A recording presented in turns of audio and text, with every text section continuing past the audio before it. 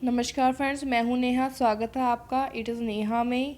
तो अब तक हम एनटीटी की जो प्रिपरेशन कर सके हैं लास्ट 6 वीडियोस में, तो उसमें अपन ने कवर किया है फर्स्ट टॉपिक। तो उसमें जो मेन टॉपिक है और जिनको समझने की ज़्यादा ज़रूरत थी और जो ज़्यादा थोड़े लंबे थे और ज़्यादा इम्पोर्टेंट थे, तो वो तो कवर कर लिया है। जैसे कि बाल विकास की परिभाषाएं और बाल विकास में वृद्धि और गर्भावस्था की अवस्थाएं और विकास की गति, शिशावस्था वगैरह, ये सारे कवर हो चुके हैं। तो आप जो मेरे पिछले वीडियो है वो देख सकते हैं, आपको डिस्क्रिप्शन में लिंक मिल जाएगा, या फिर आप जो वीडियो की जो प्लेलिस्ट है वहाँ जाके आप देख सकते हैं। ठीक है। और जो आज हम पढ़ने वाले हैं वो एक इम्पॉर्टेंट है, तो ये आज पूरा कवर हो जाएगा। तो मैं इसको एनसीईआरटी में से कवर करवाने वाली हूँ, लेकिन पहले मैं आपको ब्रीफ नॉलेज बता दूंगी। तो ये जो फोर्थ टॉपिक है भाषा विकास, ये बहुत ही इम्पॉर्टेंट है। तो आप देख लीजिए 10 नंबर का आएगा ये, तो उसमें क्या क्या कवर होएगा, तो मैं भी आपको कवर करवाने वाली हूँ। तो भाषा विकास में क्या क्या होगा, तो चलिए स्टार्ट करते हैं।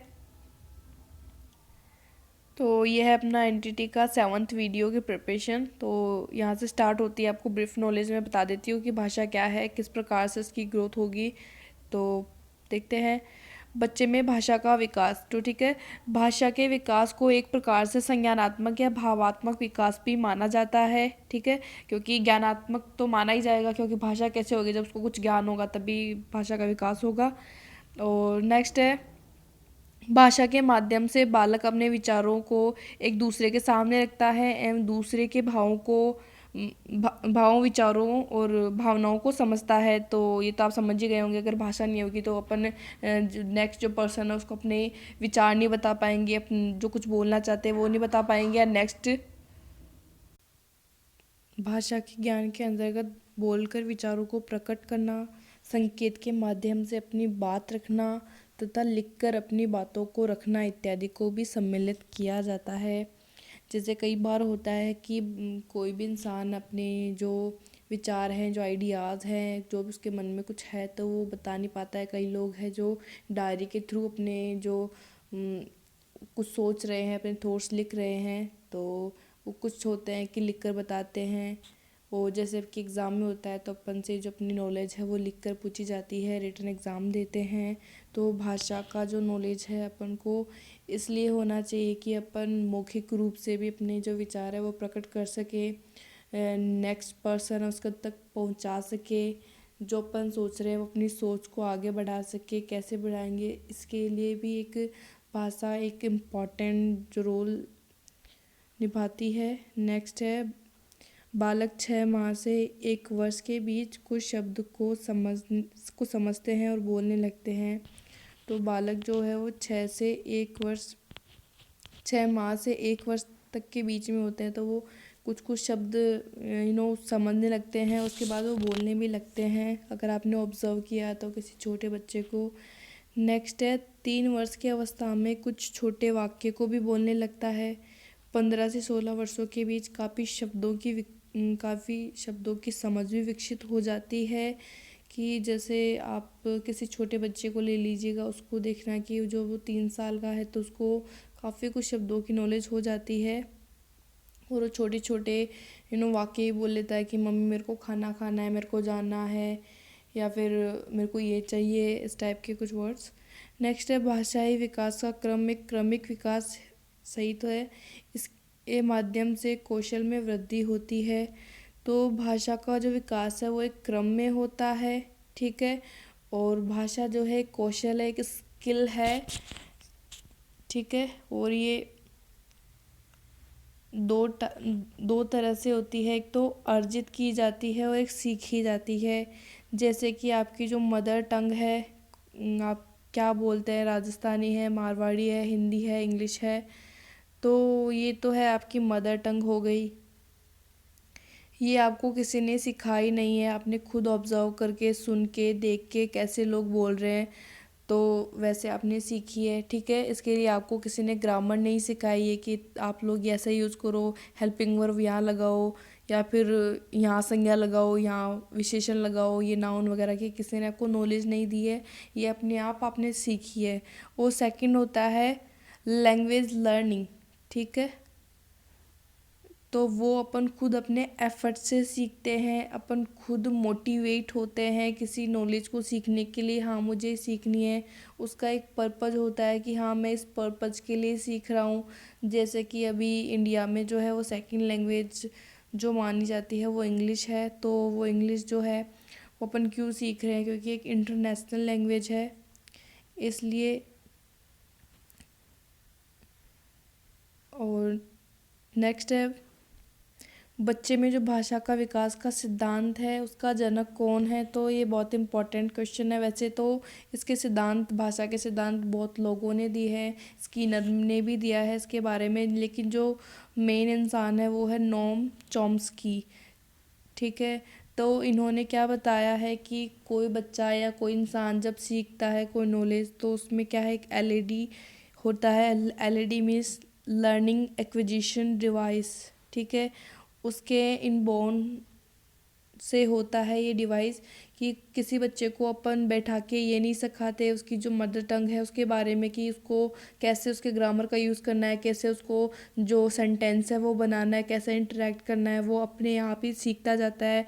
जो जब वो जन्म लेता है तभी से उसके बायोलॉजिकल टाइम से ही उसको पता रहता है, या उसके दिमाग में ऐसा कुछ होता है कि मुझे जो लैंग्वेज है वो ऐसे गेन करनी है, और उसको ऐसे वापस जैसे लोग बोल रहे हैं वैसे बोलना होता है। तो ये जो होता है वो ओनली फर्स्ट लैंग्वेज के साथ होता है। लेकिन अगर अपन सेकंड लैंग्वेज के साथ जो यूज टू रहते हैं तो ये उसमें भी काम करने लग जाता है, एलईडी लैंग्वेज एक्विजिशन डिवाइस।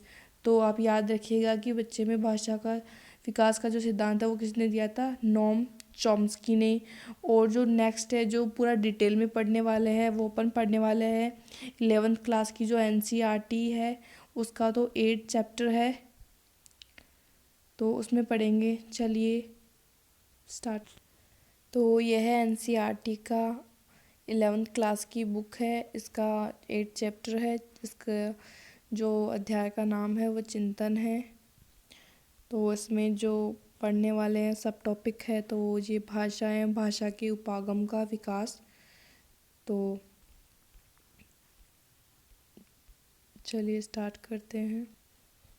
तो ये यहाँ पे दे रखा है कि भाषा का अर्थ और भाषा के उपयोग और विकास। तो इसके बारे में मैंने आपको पहले जो छोटे छोटे टॉपिक करके बता दिया है। फिर भी आपको पढ़ना हो तो आप ये बुक निकाल के पढ़ लीजिएगा। मैंने इसका जो बुक का लिंक है वो अपने जो फर्स्ट वीडियो था सिलेबस डिस्कस करवाया था तो उसमें दिया है, और फिर भी मैं मेंशन कर दूँगी तो आप वहाँ से डाउनलोड कर लीजिएगा। तो इम्पोर्टेंट जो है वो यहाँ से है, भाषा का विकास। तो भाषा एक जटिल व्यवस्था है जो केवल मनुष्यों में पाई जाती है। मनोवैज्ञानिकों ने संकेत भाषा पढ़ाने का प्रयास किया है, जैसे चिंपैंजी, डॉल्फिन, तोता आदि द्वारा प्रतीकों का उपयोग करना। परंतु देखा गया है कि वह संप्रेषण व्यवस्था जिसे अन्य पशु सीख सकते हैं की तुलना में मानवीय भाषा कहीं अधिक जटिल, सृजनात्मक तथा सहज है। संपूर्ण दुनिया के बच्चे जिस प्रकार उन भाषा या भाषाओं को सीखते दिखाई देते हैं जिनके प्रभाव में वे रहते हैं।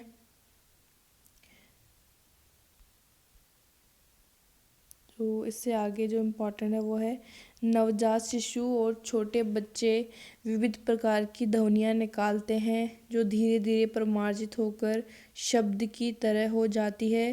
क्रदन या रोना शिशुओं द्वारा उत्पन्न प्रथम ध्वनि है। ये तो सबको पता है, कॉमन बात है। आरंभ में क्रदन अभिवेदित रहता है, अर्थात रोने के तरीके में अंतर नहीं होता है और विभिन्न परिस्थितियों में भी एक जैसा ही रहता है। विभिन्न अवस्थाओं में जैसे भूख, पीड़ा, निद्रालु आदि को इंगित करने के लिए धीरे धीरे क्रदन के रूप में या तरीके में स्वर के उतार चढ़ाव एवं तीव्रता के आधार पर परिवर्तन होता है। प्राय प्रसन्नता को अभिव्यक्त करने के लिए यह विभेदित क्रदन ध्वनियाँ क्रमशः अधिक अर्थपूर्ण किलकारने की ध्वनियाँ जैसे आ, ऊ आदि बन जाती है। ठीक है। तो जो थ्योरी वाले क्वेश्चन हैं जो आपको सीधे पूछ सकते हैं, तो वो यहाँ से स्टार्ट हो रहा है कि कितने माह में बच्चा जो बबलाने की अवस्था में पहुँच जाता है। तो वो होता है 6 माह की अवस्था में। जब बच्चा 6 माह की आयु में होता है तो वो बबलाना जो है स्टार्ट कर देता है। ठीक है। और यही आपके लिए इम्पोर्टेंट है।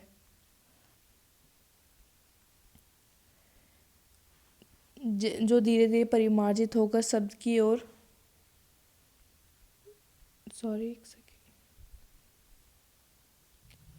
तो बबलाने में विभिन्न प्रकार के स्वरों व्यंजनों से संबंधित ध्वनियाँ लंबे समय तक बार बार उत्पन्न की जाती है। जैसे दा, आ, बा। लगभग 9 माह की उम्र तक ये ध्वनियाँ कुछ ध्वनि समूह की श्रृंखला के रूप में विस्तृत हो जाती है, जैसे दा दा दा, फिर बार बार दोहराने की प्रतिमान ग्रहण कर लेती है। ठीक है, जिसे क्या कहा जाता है, शब्दानुकरण कहा जाता है। ओके, फिर आगे है, पहले जन्मदिन तक एक बच्चे से दूसरे बच्चे में वास्तविक आयु बदलती है। बच्चे एक शब्द की अवस्था में पहुंच जाते हैं। प्रथम शब्द प्राय एक अक्षर का होता है, उदाहरण के लिए माँ या दा। क्रमशः वे एक या अधिक शब्दों के उपयोग की ओर बढ़ते हैं, जिन्हें जोड़कर पूर्ण वाक्य या वाक्यांश बनाया जाता है। ठीक है, इसे वाक्यात्मक शब्द कहा जाता है। अब नेक्स्ट है कि 18 से 20 माह की आयु में क्या होता है। तो बच्चे 2 शब्दों की अवस्था में प्रवेश करते हैं। ठीक है, तो वो एक साथ 2 शब्द यूज़ कर सकते हैं। पहले तो क्या है, वो एक ही जो शब्द है वो यूज़ करते हैं, माँ या दा, लाइक, ठीक है, या पा। लेकिन अब जो 18 से 20 में हो जाते हैं तो वो दो दो शब्द यूज़ कर पाते हैं और 2 शब्दों का उपयोग एक साथ प्रारंभ कर देते हैं, और 2 शब्दों की अवस्था में वे तार वाली भाषा की विशेषताएं पाई जाती है। तो तार की तरह प्रवेश मिला या रुपए भेजें। ठीक है, तो जैसे अपन बोलते हैं 2 शब्द में कि प्रवेश मिला, तो इसका मतलब होता है कि क्या तुम्हें प्रवेश मिल गया, तो इतना बड़ा उसमें मीनिंग छुपा हो जाता है। ठीक है, रुपए भेजे मतलब मेरे पास कमी है तो अब रुपए भेज दो, तो इसका भी तार वाली लैंग्वेज हो जाती है कि अपन जो बड़ा सेंटेंस है उसको शॉर्ट फॉर्म में बता पाते हैं। इसमें अधिकांश संज्ञाएं या क्रियाएं होती है। अपने तीसरे जन्मदिन के निकट अर्थात 2.5 साल के बाद बच्चे भाषा विकास सुनी जाने वाली भाषा के नियमों पर केंद्रित हो जाता है। जैसे कि अगर 2, 2.5 या 3 साल का होने लगता है, तो जैसे अपन यूज़ करते हैं ग्रामर के साथ जो भी अपनी लैंग्वेज है, जैसे उसको वह जा रही है तो उसको रही बोलेंगे, जा रहा है रहा बोलेंगे, तो ऐसे करके वो पूरी थोड़ा वो ग्रामर का यूज़ भी करने लग जाता है। तो ये बी एफ स्किनर के बारे में बताया गया है, जो व्यवहारवादी है। उन्होंने भी भाषा के बारे में सिद्धांत दिए हैं, तो ये आपके लिए इतना इम्पोर्टेंट नहीं है।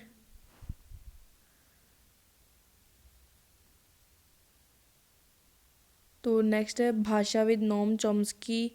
तो ये वही हैं जिन्होंने भाषा का सिद्धांत दिया है, जिन्होंने LAD दिया है, लैंग्वेज एक्विजिशन डिवाइस के बारे में बताया है।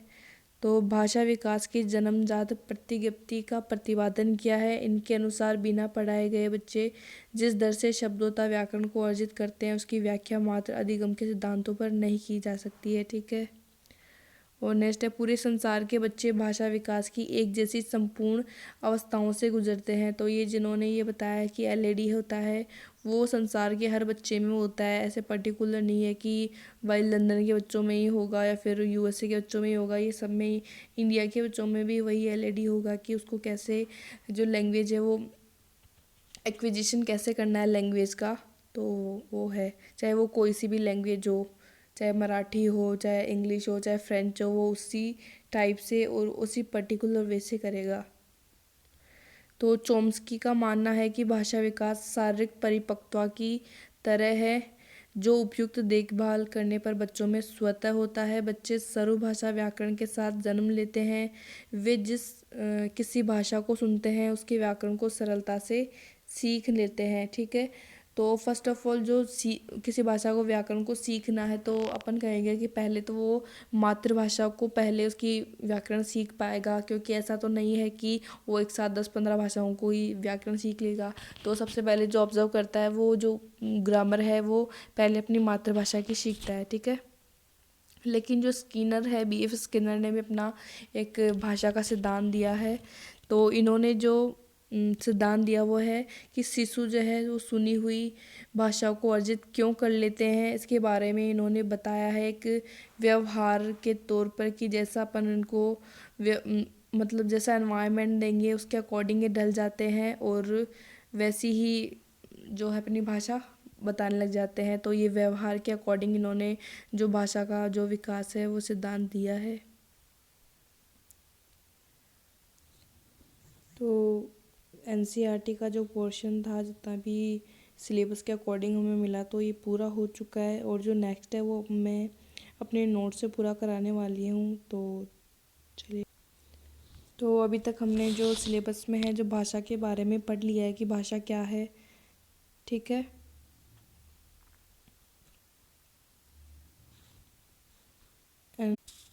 तो अभी तक अपन ने डिस्कस कर लिया होता है कि भाषा क्या है, इसका विकास कैसे होता है, इसका सिद्धांत क्या है, और कैसे ये ग्रो करती है, कैसे इस बच्चे में इसका जो अलग अलग टाइप से कैसे विकास होता है, कब बबलाने का होता है, कब वो एक दो शब्द या दो शब्द कब बोलता है। लेकिन अब जो नेक्स्ट है वो है कि आपको जो पढ़ना है वो 6 वर्षों तक ही पढ़ना है। पहले तो ये ध्यान रखिएगा कि आप ज़्यादा भी मत पढ़ लीजिएगा, ओनली आपको 6 वर्षों तक ही पढ़ना है, कि स्टार्टिंग के बाल्यावस्था तक।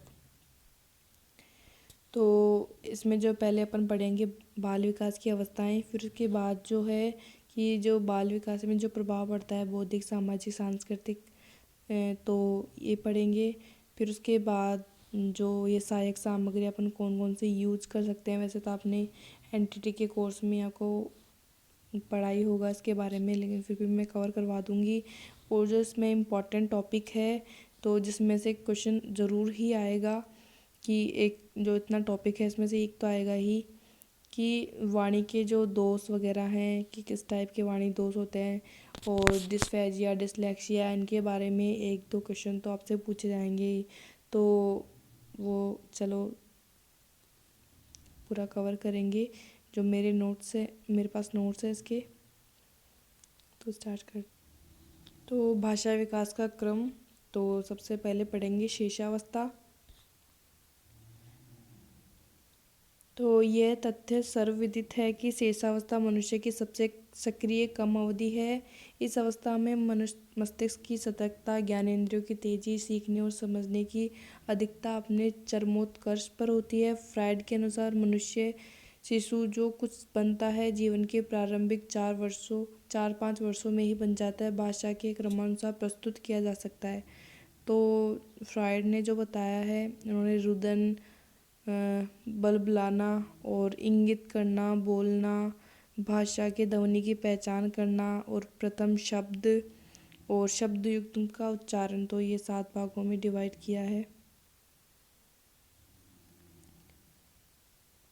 तो रुदन के अंदर जो आएगा वो बच्चे का रोना वगैरह, या फिर तेज़ आवाज़ में बोलना, या भूख के लिए रोना वगैरह, ये आएगा। तो आप ये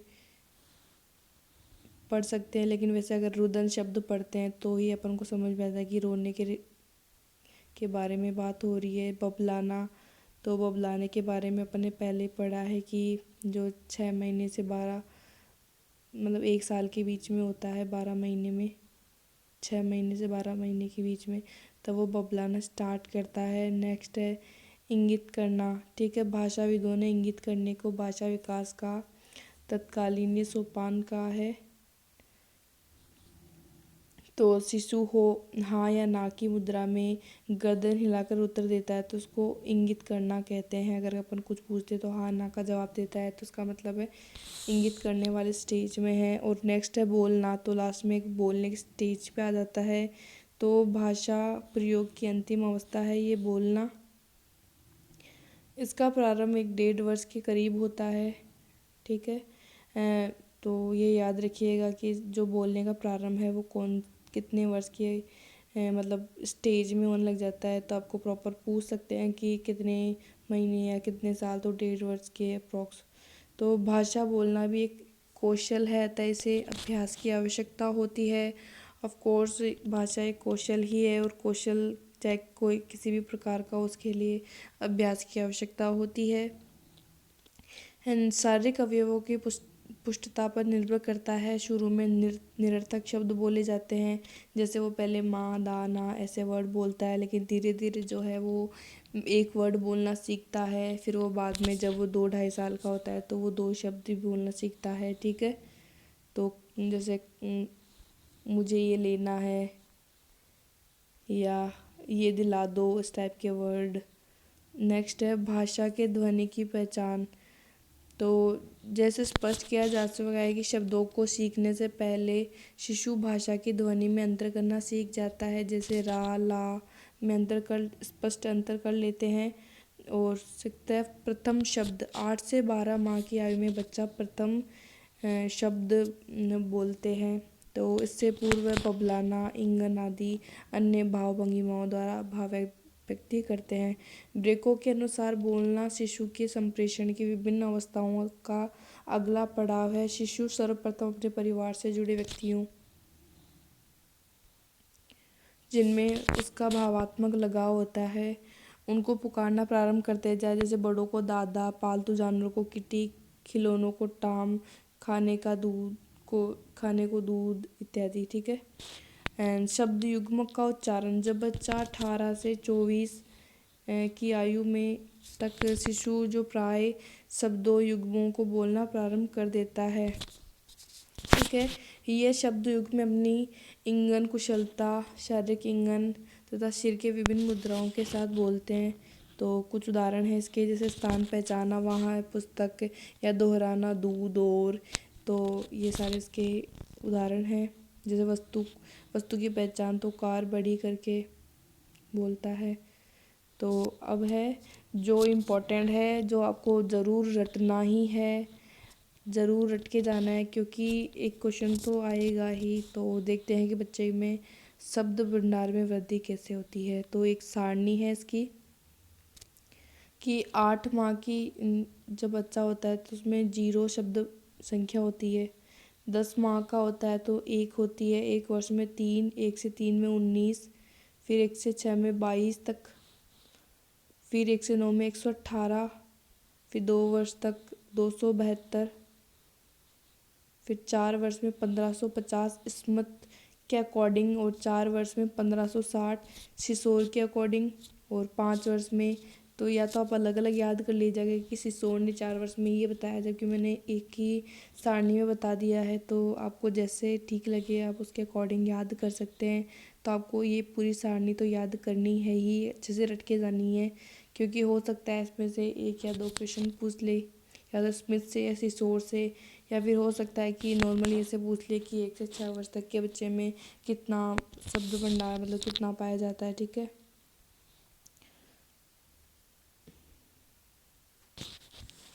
तो बाल्यावस्था में भाषा का विकास। तो वैसे तो बाल्यावस्था के स्टार्टिंग तक ही आपको बोला है, जैसे कि आपके सिलेबस में लिखा हुआ है कि आपको खाली 6 वर्ष तक के बच्चे का ही जानना है। तो बाल्यावस्था में स्टार्टिंग में हो जाता है कि 6 वर्ष का एंड।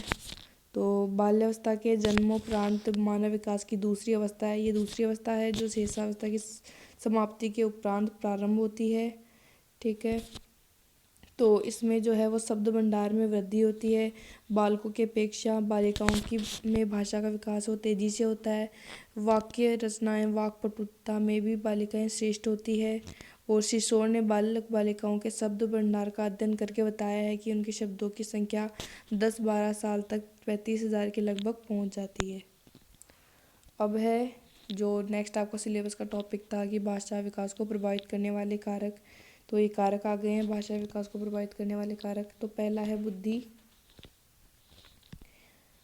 और ये जो कुछ कारक है वो विकास मतलब बालक के हर प्रकार के विकास को प्रभावित करते हैं। ज़रूरी नहीं कि वो भाषा को ही करें, वो मानसिक विकास या शारीरिक विकास को भी प्रभावित करते हैं। तो अगर आप किसी एक पर्टिकुलर टाइप विकास का अगर आपने याद कर रखा है तो समझ लीजिए, अगर किसी दूसरे टाइप के विकास के बारे में पूछेंगे तो ऑफकोर्स आप उसका आंसर दे पाएंगे। तो पहला है बुद्धि।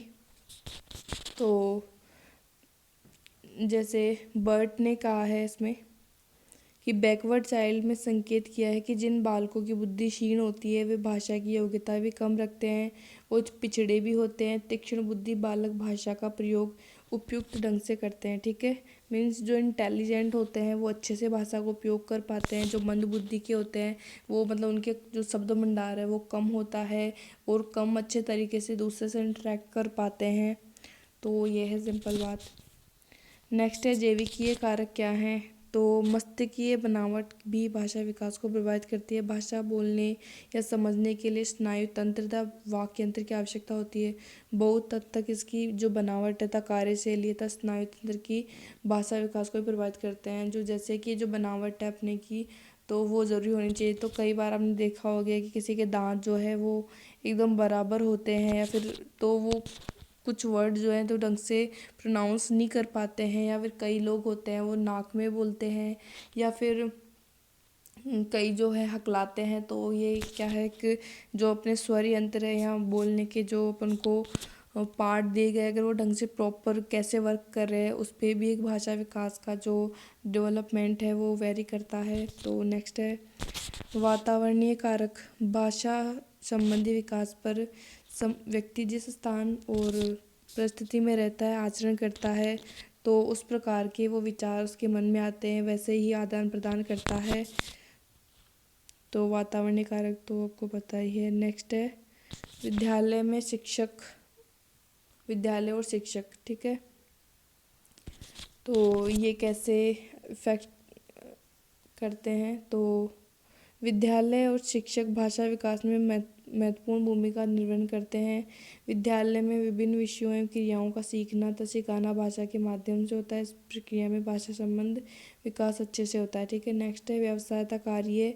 ऐसे बहुत से कार्य हैं जिनमें भाषा का प्रयोग अत्यधिक होता है। उदाहरण स्वरूप अध्यापन, वकालत, व्यापार कुछ ऐसे व्यवसाय हैं जिनमें भाषा के बिना कोई कार्य नहीं चल सकता। अतएव वातावरण के अंतर्गत इनको भी सम्मिलित किया गया है। और नेक्स्ट है अभिप्रेरणा, अनुबंध और अनुकरण। तो ये कोई इतना इम्पोर्टेंट नहीं है। तो ये आपका हो चुका है कि भाषा के विकास को जो प्रभावित करने वाले कारक हैं उसमें सभी आ चुके हैं। तो अब नेक्स्ट है, तो आपका जो सिलेबस का नेक्स्ट टॉपिक था वाणी संबंधी या भाषा संबंधी कठिनाइयाँ कौन सी है। तो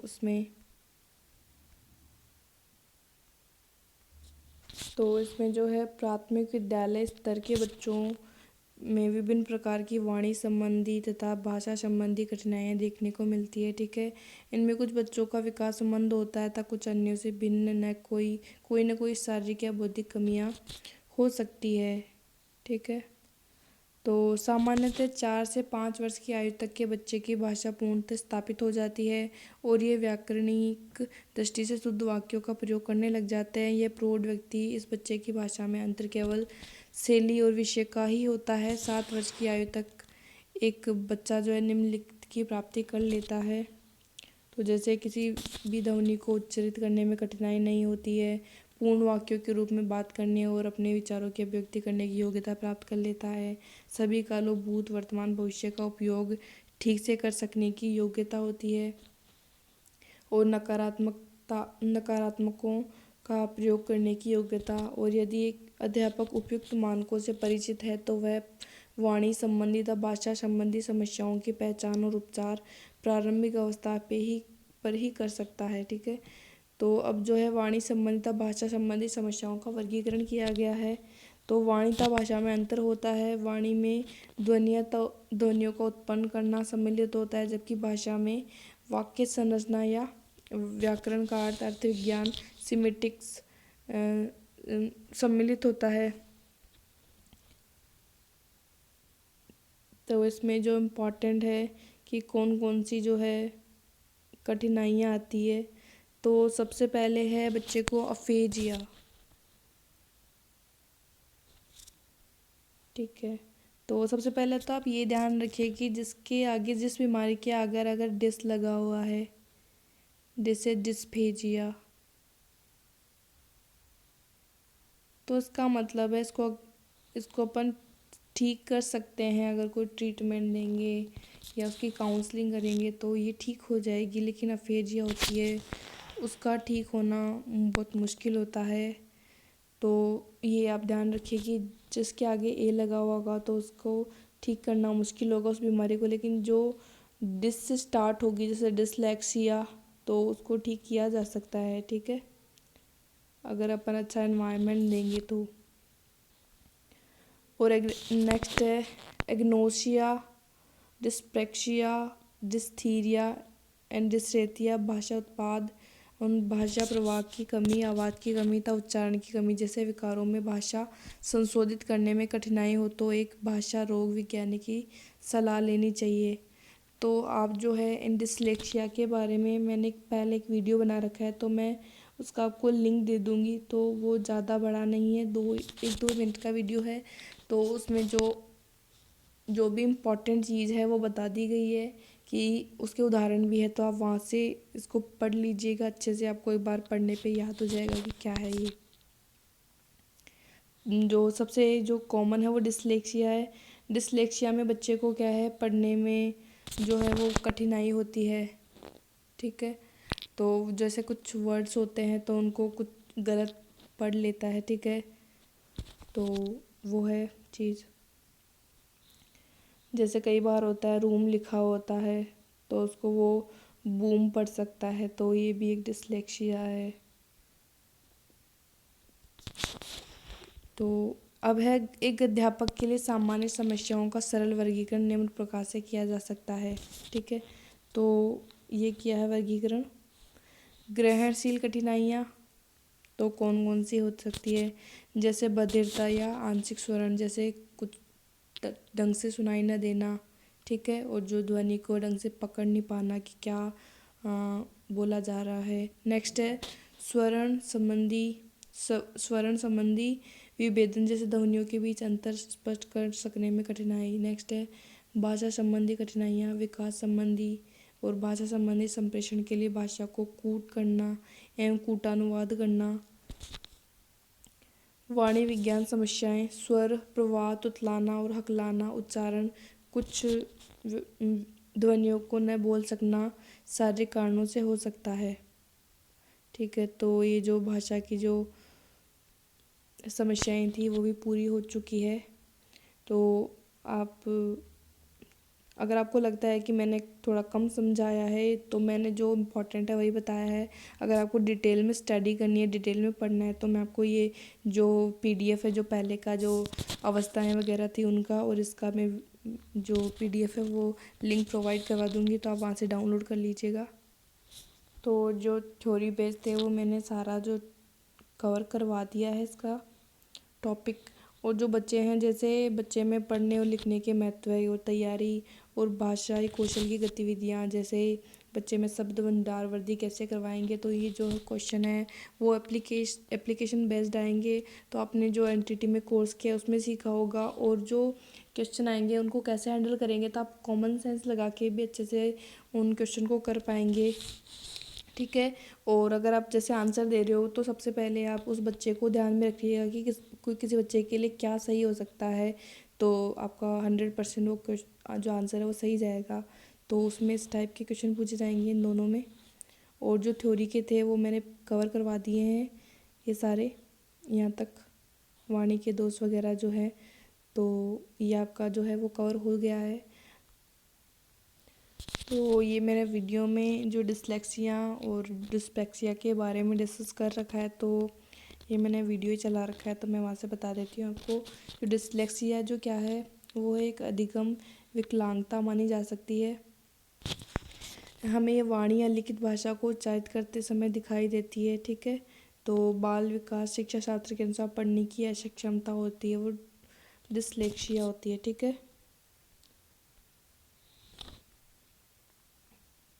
तो नेक्स्ट जो है वो डिसकैलकुलिया, तो इससे जो तात्पर्य है वो गणना संबंधी असक्षमता अर्थात यह गणित से जुड़ी समस्या है। यह गणित शिक्षण का एक महत्वपूर्ण बिंदु है, ठीक है। तो बच्चा जो है वो अच्छे से कैलकुलेशन वगैरह नहीं कर पाता है ठीक से, जोड़ सिखाने के बाद या माइनस वगैरह सिखाने के बाद ही वो ठीक से नहीं कर पा रहा है, तो वो है।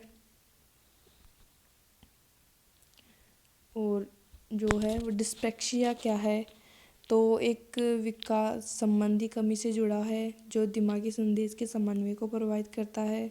जैसे डिस्पेक्सिया से पीड़ित बच्चे जो होते हैं वो निम्नलिखित कार्यों को करने में कठिनाई महसूस करते हैं, जैसे दांतों को ब्रश करने में, जूते के फीते बांधने में, चीज़ों को पकड़ने में।